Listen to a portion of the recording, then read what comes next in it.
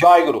আজকে সকালবেলা আমার কাছে এক ভদ্রলোক কল করে বলতেছে যে গুরুজি, এমন একটা ঔষধ আপনি করে দিন যেন আমার পৌরসত্বটা নষ্ট হয়ে যায়, অর্থাৎ আমার যৌবন শক্তিটা যেন শেষ হয়ে যায়। আমি ভদ্রলোকের কথা শুনে হতবাক। আমি বললাম, কেন? পরে বলতেছে যে আমি এই বিষয়টা আপনাকে ওই রকম ভাবে বোঝাইতে পারবো না।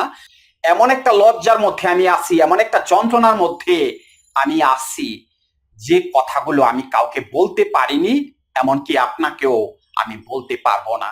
আমি বললাম, আপনি যদি আপনার সমস্যার কথাই আমাকে না বলেন, তাহলে সমাধান কি করে হবে? তখন সে আমাকে বলতেছে যে গুরুজি, আমার এমনই চাহিদা, আমার নিজের পরিবারের লোকজনের প্রতিও আমার খারাপ দৃষ্টি চলে যায়। আমি অনেক চেষ্টা করতেছি, কিন্তু কিছুতেই নিজেকে কন্ট্রোল করতে পারতেছি না।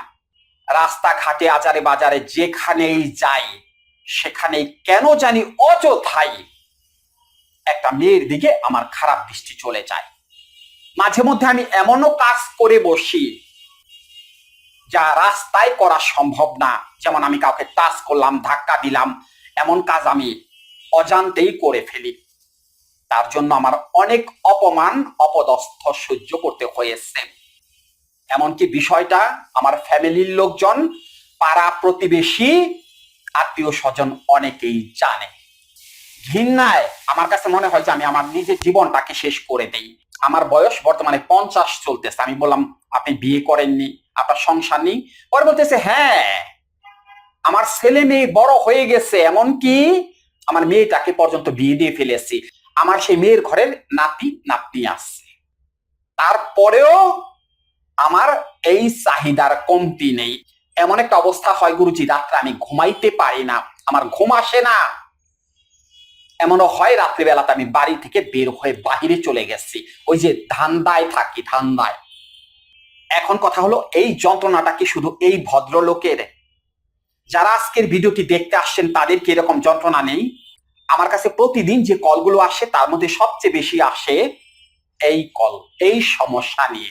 এক অসহ্য যন্ত্রণাদায়ক রোগ। আমার যুবক বন্ধুরা যারা আছেন, যারা এমনও হয় প্রতি রাত্রে 4 বার 5 বার খারাপ কাজটা করে ফেলেন, অর্থাৎ হস্তমৈথুন করে ফেলেন, তারপরেও মাথার মধ্যে একের পর এক কামুক চিন্তা, খারাপ চিন্তা আসতে থাকে, কন্ট্রোল করতে পারতেছেন না। তারা অনেকেই আমার কাছে কল করে বলেন যে স্যার, এর একটা সমাধান দিয়ে দেন, একটা ঔষধের কথা বলেন। এই সম্পর্কে আমাদের যে প্রথম চ্যানেলটা আছে গহীনের কথা, সেখানে অনেক আগে আমি ভিডিও দিয়ে দিয়েছিলাম, অনেক আগে। সেই ভিডিওটিতে মিলিয়নের উপরে ভিউ হয়েছিল, কিন্তু ভিডিওটি দেওয়ার পরে আমি সমস্যায় পড়ে গেছিলাম। আমার কাছে প্রতিনিয়ত শত শত কল আসতো। বিরক্ত যন্ত্রণায় শেষ পর্যন্ত ওই নাম্বারটা আমি বন্ধ করে দিয়েছিলাম। এতটা যন্ত্রণা আমাকে দিয়েছিল কল করে। সেই জন্য আজকে যারা ভিডিওটি দেখতে আসছেন বা দেখতেছেন, তাদের কাছে অনুরোধ করতেছি, বিষয়বস্তু না বুঝে কেউ আমার কাছে ওষুধের জন্য কল করার চেষ্টা করবেন না। আগে বোঝার চেষ্টা করুন, সম্পূর্ণ ভিডিওটি দেখুন, তারপরে যদি আমার কাছে কল করতে ইচ্ছে করে তখন কল করবেন। এর আগে কিন্তু কল করবেন না, অর্থাৎ ওষুধের জন্য কোনো কল আমার কাছে কেউ করবেন না। কেননা এই সমস্যার স্থায়ী সমাধান ওষুধ খেয়ে হবে না। আজকে আমি একটি টোটকা শেয়ার করে দিতেছি। হ্যাঁ, টোটকাটি কাজে লাগবে। কিছুদিনের জন্য নিজেকে নিয়ন্ত্রণ করতে পারবেন, কিন্তু স্থায়ীভাবে কখনোই এই সমস্যার সমাধান করতে পারবেন না। কারণটা কি আমি ক্লিয়ার করে দিচ্ছি, মন দিয়ে কথাগুলো শোনার চেষ্টা করুন, অর্থাৎ বোঝার চেষ্টা করুন। এই যে সমস্যাটা, অর্থাৎ অতিরিক্ত চাহিদা বা অতিরিক্ত কামক উত্তেজনা, এটা কি স্বাভাবিক নাকি এটা অস্বাভাবিক?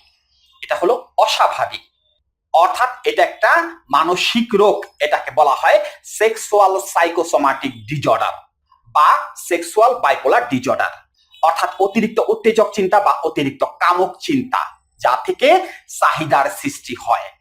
দেখা গেল এমনও লোক আছে যারা কিন্তু খুব বেশি পারে না, ক্লিয়ার কথা, তাদের ওই রকম পাওয়ার নেই, পাওয়ার কিন্তু ডিজেবল হয়ে গেছে, তারপরেও তাদের দৃষ্টি খারাপ দিকে চলে যায়।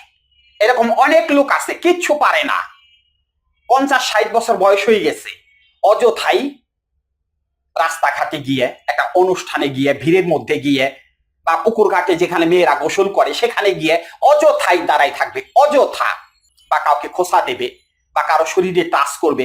এইরকম বিকৃত মানসিকতার লোক এরা, অর্থাৎ এরা মানসিকভাবে অসুস্থ, সেক্সুয়াল সাইকোসোমাটিক ডিসঅর্ডারে আক্রান্ত। এখন কথা হলো এর সমাধানটা কি, তার আগে আমি কয়েকটি লক্ষণ এদের বলে দেই। এদের মধ্যে আরো কি কি সমস্যা আছে, যারা এই সমস্যায় আছেন তাদের মধ্যে আরো কি কি সমস্যা আছে বা থাকতে পারে আমি একটু বলে দিই, আপনারা একটু মিলিয়ে দেখুন। আপনাদের কিন্তু কাজে কর্মে মন বসে না, মানে কোনো কাজকর্ম কিন্তু সঠিকভাবে করতে পারেন না, সারাক্ষণ অস্থির, কোথাও ধীর স্থির শান্তভাবে বসে থাকতে পারেন না, একের পর এক মাথার মধ্যে খারাপ চিন্তা আসতে থাকে, নিজেদের কন্ট্রোল নেই, অর্থাৎ নিজেদের মনের কন্ট্রোল নেই, এদের ঘুম হয় না বা ঘুম হবে না, এরা খুব অসভ্য আচরণ বা অসভ্য কথাবার্তা সবসময় বলে থাকে, এরা কোনো সুস্থ চিন্তা ভাবনা করতে পারে না, আর এরা কিন্তু প্রচুর পরিমাণে, অর্থাৎ আপনারা কিন্তু প্রচুর পরিমাণে রাগী টাইপের, আপনাদের মধ্যে কিন্তু রাগ বেশি, সারাক্ষণ মেজাজ খিটখিটে হয়ে থাকে, কেউ একটা ভালো কথা বললেও আপনারা হুটহাট রেগে যান। আরো অনেক লক্ষণ আছে, অত কিছু বলবো না, ভিডিও বড় হয়ে যাবে। এখন কথা হলো সমাধানটা কি, ওষুধ খেলে হবে? ওই যে এর আগেও যে আমি ভিডিওটা দিয়েছি বেলপাতা দিয়ে, হ্যাঁ ওটা তো আমি একটা কবিরাজি শাস্ত্র থেকে দিয়েছি, ওটা কাজে লাগে। কাদের কাজে লাগে? যারা নিরামিষ ভোজী, যারা মাছ মাংস খায় না বা টোটালি বন্ধ করে দিয়েছে, যারা সাধনার পথে আছে, অর্থাৎ বিভিন্ন রকমের ধ্যান সাধনা করে, তারা ওই বেলপাতার রস বা জুস খেয়ে থাকে বা তাদের কাজে লাগে। কিন্তু আপনারা যারা আছেন, আপনারা কি মাছ মাংস বন্ধ করে দিতে পারবেন? এই যে আজকে আমি টোটকাটি শেয়ার করতেছি, এটাও তো কাজে লাগবে, অর্থাৎ কন্ট্রোলে থাকবে। কিন্তু আপনি যদি মাছ মাংস খান, ডিম দুধ খান, প্রোটিন সমৃদ্ধ খাবার খান, ভিটামিন সমৃদ্ধ খাবার খান, তখন ওগুলো যাবে কোথায়? অর্থাৎ খাবারের যে পাওয়ারটা আছে সেই পাওয়ারটা যাবে কোথায়? পাওয়ারটা কি শরীরে উত্তেজনা সৃষ্টি করবে না, তাপমাত্রা সৃষ্টি করবে না? তাহলে এগুলো খেলে হবেটা কি?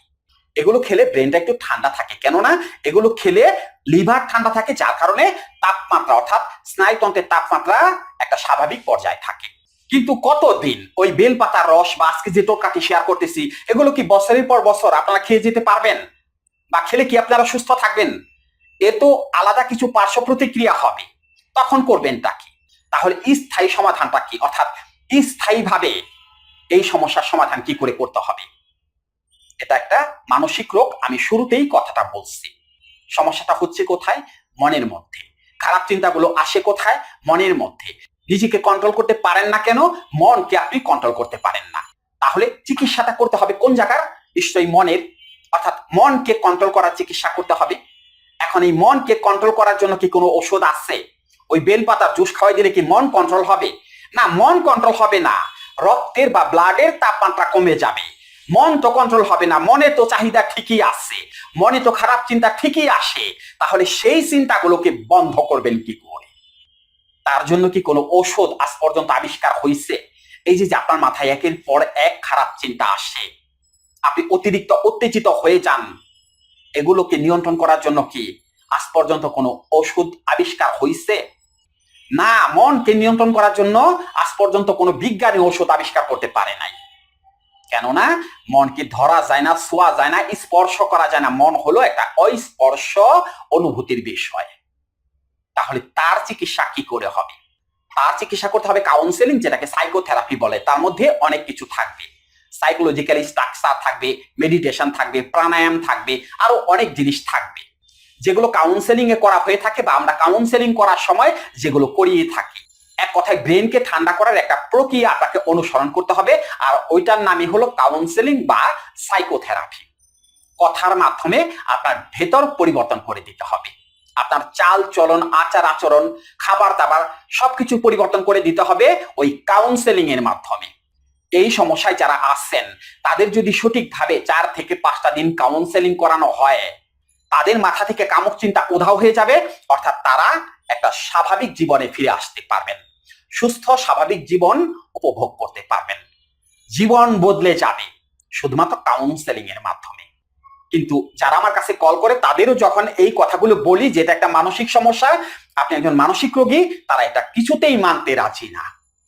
তারা একই কথা আমাকে বলে যে আপনি একটা ওষুধ করে দেন, একটা ওষুধের ব্যবস্থা করে দেন। আরে বাবা, ওষুধ খেলে তো স্থায়ী সমাধান হবে না, তাহলে তার ব্যবস্থা আমি কি করে করব? এই সমস্যার সমাধান করতে হলে কাউন্সেলিং ছাড়া অন্য কোনো পথ নেই। এক কথায় আপনার ভেতরটাকে বদলে দিতে হবে, মনের মধ্যে এমন পরিবর্তন এনে দিতে হবে আপনি যেন ওই চিন্তাগুলো আর না করেন, আপনার দৃষ্টিভঙ্গির যেন পরিবর্তন হয়ে যায়। এবার আসুন আপনাদের সেই টোটকাটি আমি শেয়ার করে দিতেছি। সেই টোটকাটি করার জন্য প্রথমেই যে উপকরণটি লাগবে সেটি হলো 2 টেবিল চামচ পরিমাণ চাল কুমড়ার রস, 1 টেবিল চামচ পরিমাণ লাগবে কালমেঘ পাতার রস, এবং তার সাথে 3 টেবিল চামচ পরিমাণ টক দই দিয়ে ভালো করে মিক্সড করে সকালবেলা খালি পেটে সেবন করবেন। কন্টিনিউ 10টা দিন সেবন করেন, এর বেশি কিন্তু সেবন করতে যাবেন না। 10 দিন সেবন করার পরে দেখেন কমে যায় কিনা, অর্থাৎ ওই উত্তেজনা নিয়ন্ত্রণে চলে আসে কিনা। কিন্তু স্থায়ী না, এটা কিন্তু অস্থায়ী। তাই যদি নিয়ন্ত্রণ করতে চান তাহলে আপনাকে কাউন্সেলিং করতে হবে, অর্থাৎ মনের পরিবর্তন করতে হবে, এছাড়া অন্য কোনো উপায় নেই।